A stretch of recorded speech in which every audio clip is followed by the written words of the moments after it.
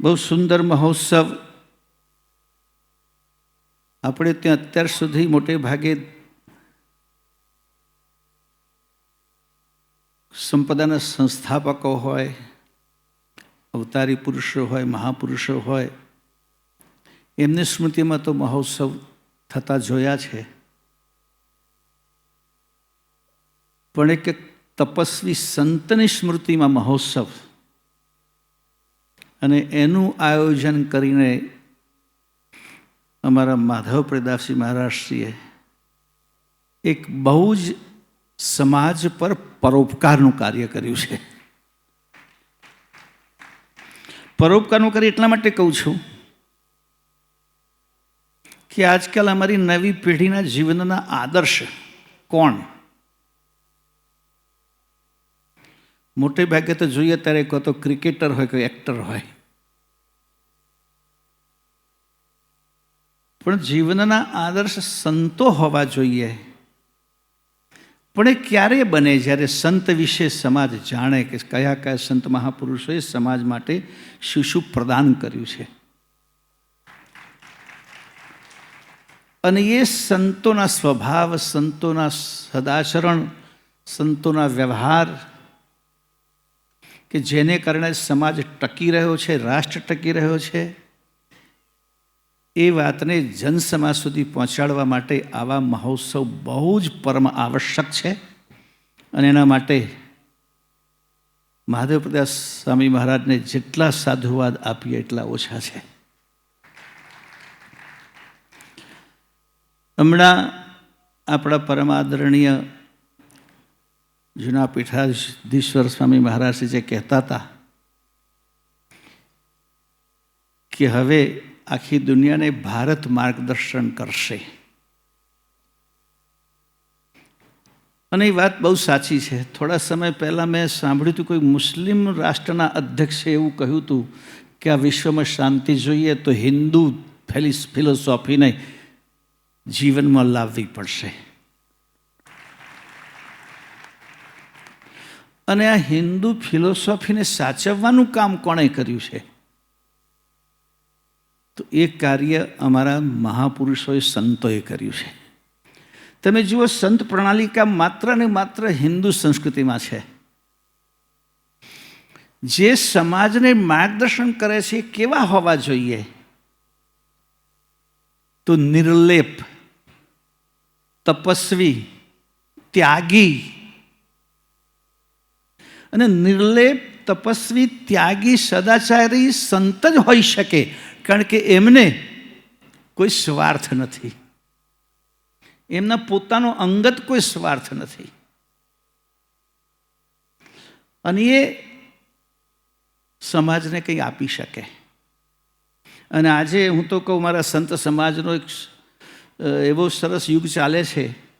અહીંયા જેમ કહ્યું સ્વામીજી કે આ મંચ ઉપર માત્ર સ્વામિનારાયણ સંપ્રદાયના સંતો નથી, પણ વિશ્વવેન્દ્ય વિભૂતિઓ અનન્ય અન્ય સંપ્રદાયોની ઉપસ્થિત છે. અને આજકાલ તો લગભગ જ્યાં પણ કોઈ પણ સંપ્રદાયનો ઉત્સવ હોય, એક સંસ્થાનો ઉત્સવ હોય, પણ ભારતભરના વિવિધ સંપ્રદાયોના બધા સંતો એક સાથે ભેગા થાય છે. આ એક અત્યારનો સુવર્ણકાળ છે. અને એને માટે હું સંઘ અને વિશ્વ હિન્દુ પરિષદને યશ આપીશ. આજથી રામ જન્મભૂમિ આંદોલન અથવા એ પહેલાં આપણે જોઈએ તો કે મંચ ઉપર આટલા બધા સંતો મળે વિવિધ સંપ્રદાયના, એવું દ્રશ્ય ભાગ્ય જોવા મળે. કુંભમાં ભલે બધા સંતો ભેગા થાય,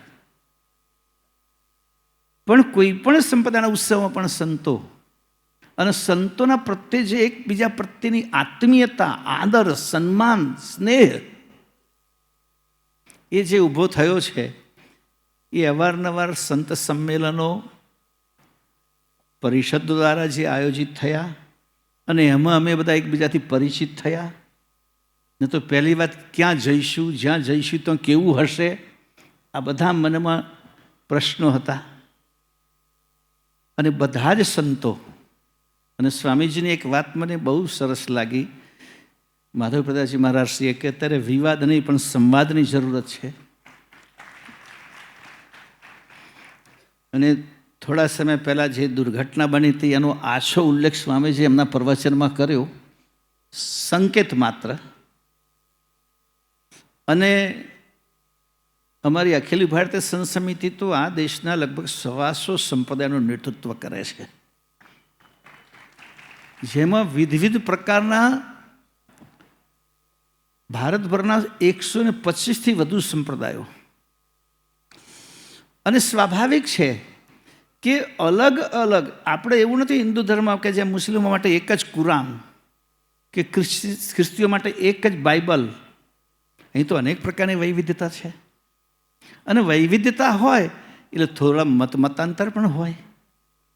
પણ મતાંતર હોવા છતાં હિન્દુ સમાજની જે એકતા છે સંતોને આભારે,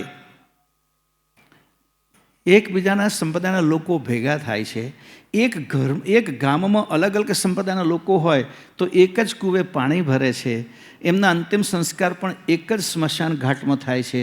બાકી લોકો તો મર્યા પછી પણ ભેગા નથી થતા, કબ્રસ્તાનમાં પણ.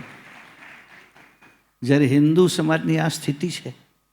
અને આજે બધા જ સંતો સમરસતા માટે જે કાર્ય કરી રહ્યા છે. અને હું તો સૌથી પહેલી વાત કરું, આદ્ય શંકરાચાર્ય મહારાજશ્રી જે દશનામી પરંપરા ઊભી કરી,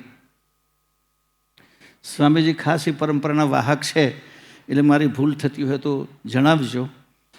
કે દશનામી પરંપરા જેમાં ગીરી, પુરી, વન, ભારતી, સાગર, આશ્રમ, આ બધી જ પરંપરાનો મતલબ યાની આ દેશ વનવાસી છે, ગિરિવાસી છે, સાગરને કાંઠે રહેનારા લોકોનો છે, પૂરી નગરોમાં રહેનારા લોકો છે, એ બધાને એક સાથે લઈને ચાલવા માટે આદ્ય શંકરાચાર્ય મહારાજે 10 નામ પદ્ધતિ ઊભી કરેલી છે. એટલે પ્રથમથી આપણા મહાપુરુષો અને 4 દેશના 4 ખૂણામાં 4 મઠની સ્થાપના. જે વખતે આ ગૂગલ નહોતું કે ગૂગલ મેપ નહોતો, અને ત્યારે આ કાર્ય કર્યું એ દેશની અખંડતા માટે, એકતા માટે આ સંતોએ વિચાર કર્યો છે.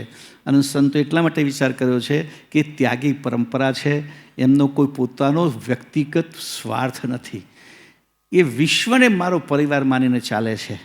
તો આજે એવા એક સંતનો અહીંયા સ્મૃતિમાં ઉત્સવ ઉજવાઈ રહ્યો છે.